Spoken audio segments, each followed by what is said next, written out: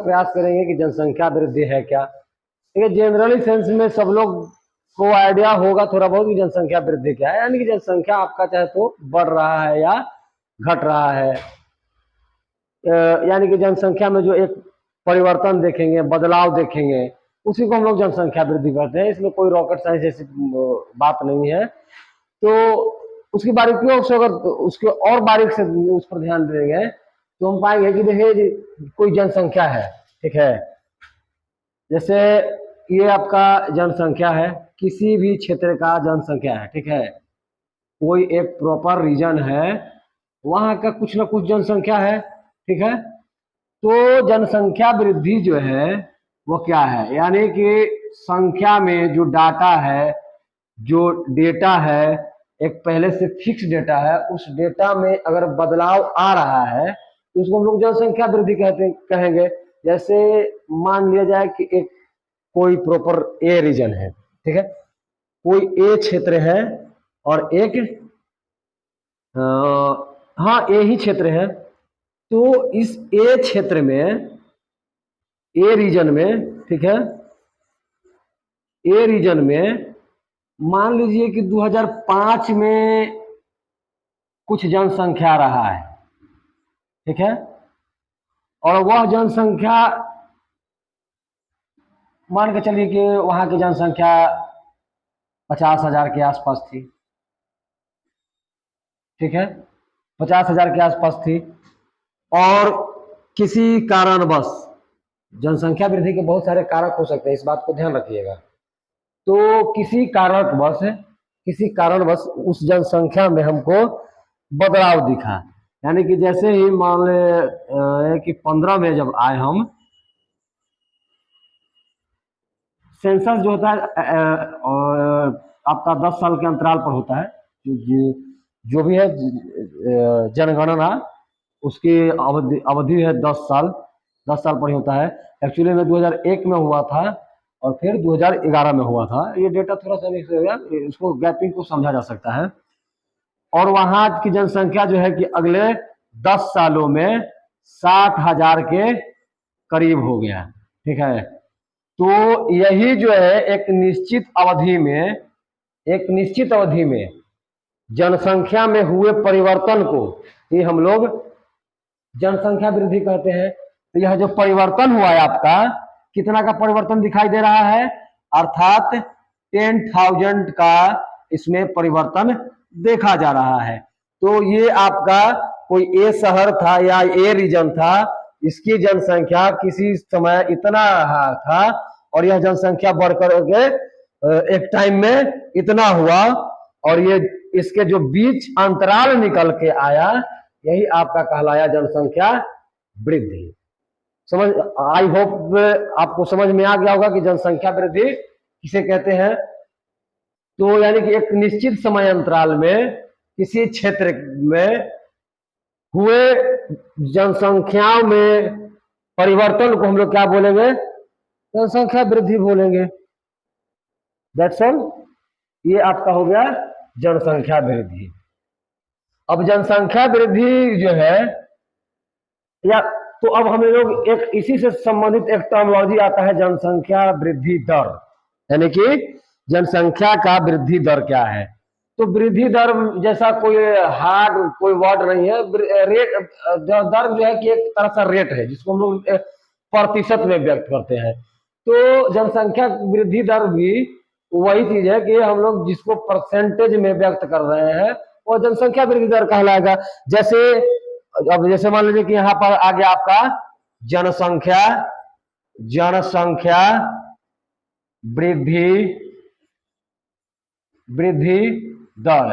तो जनसंख्या वृद्धि दर क्या हुआ, यानी कि जो जनसंख्या में परिवर्तन आया, वह परिवर्तन को अगर हम लोग परसेंटेज में व्यक्त कर रहे हैं, उस परिवर्तन को हम लोग प्रतिशत में या परसेंटेज में अगर हम लोग उसको व्यक्त कर रहे हैं तो वह कहलाएगा आपका जनसंख्या वृद्धि दर कहलाएगा। तो अब इसी का भाई मान लीजिए ना, इसी को उठा करके देख लेते हैं हम लोग। जैसे आपका 50,000 था, यह 60,000 हुआ, ठीक है। और तो ये 10,000 की बढ़ोतरी हुई, तो 10,000 को अगर हम प्रतिशत में बदलेंगे तो कितना प्रतिशत हो गया। तो जैसे मान लीजिए कि आप है यहाँ पे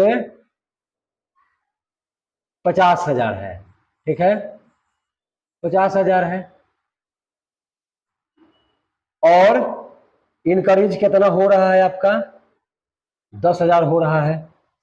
टोटल आपका जनसंख्या पहले 5,000 था और वो 10,000 बढ़ा है, तो यह कितना प्रतिशत हो रहा है आपका 50,000 के हिसाब से यह 20% होगा, ठीक है। यह जो 20% हुआ ये आपका जनसंख्या वृद्धि हो गया, ठीक है। यह जनसंख्या वृद्धि का वो दर कहलाएगा, ठीक है। अब जनसंख्या वृद्धि जो है कि दो तरीका से, इसको और भी तरीका से समझा जा सकता है। जनसंख्या वृद्धि दो का कंडीशन दो हो सकता है।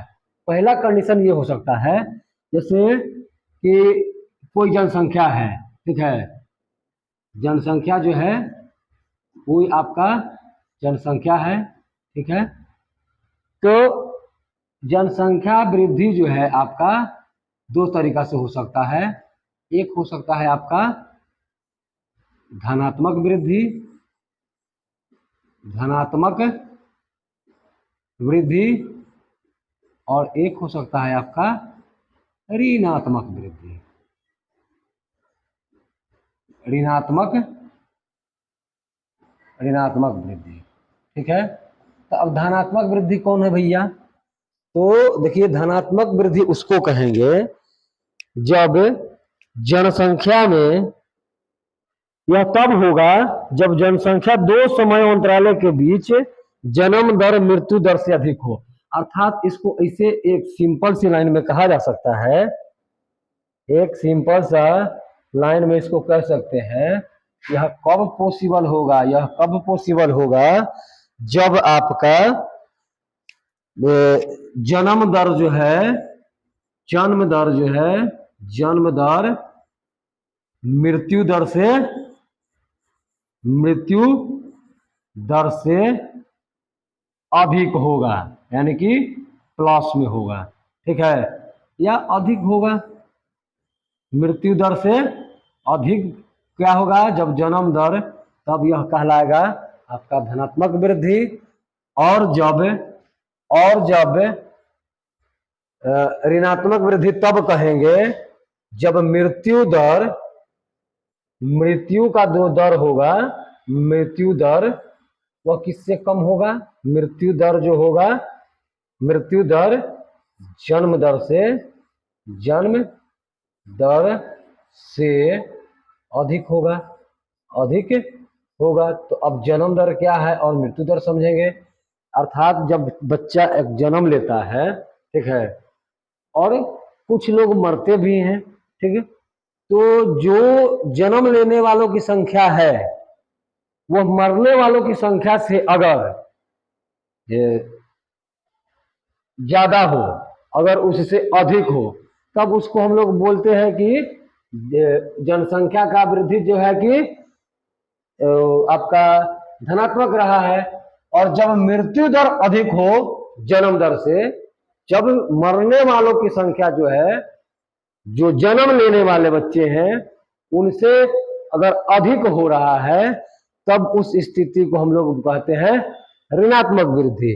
तो ये आपके जनसंख्या से संबंधित कुछ पॉइंट्स रहे हैं, जैसे जनसंख्या वृद्धि क्या है, जनसंख्या वृद्धि का दर किसको बोलते हैं, या जनसंख्या वृद्धि जो है कि कैसे कैसे हो सकता है। तो आपने यहाँ पर देखा जनसंख्या वृद्धि जो है कि धनात्मक और ऋणात्मक दोनों हो सकते हैं। धनात्मक के लिए यह कंडीशन है और आपका ऋणात्मक के लिए यह कंडीशन है।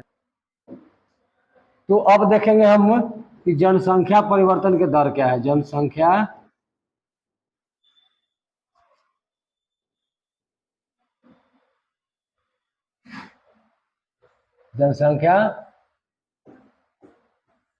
परिवर्तन, जनसंख्या परिवर्तन के घटक, तो जनसंख्या परिवर्तन के घटक कहने का क्या तात्पर्य है?